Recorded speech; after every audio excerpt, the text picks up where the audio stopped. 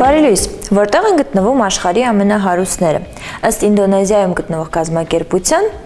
աշխարհում կա մոտ 200,000 հարուստ մարդ, որոնք հիմնականում կենտրոնացել են 5 երկրում։ Համաշխարհային մասշտաբով այս սուպեր հարուստները մոտ 27.7 տրիլիոն դոլար ակտիվների տեր են, սակայն հարուստներն ավելի շատ են հարստանում։ Ամենահարուստ մարդիկ Ամերիկայի Մեծալ Նահանգներում են գտնվում։ Նրանք հիմնականում ընտանեկան հարստության տեր են։ Հաջորդ երկիրը Գերմանիան է։ 2013 թվականին 58,065 հարուստ է այնտեղ եղել։ Մյուս երկիրը Ճապոնիան է 14,270 հարուստներով։ Նրանց հաջորդում են Անգլիան և Չինաստանը։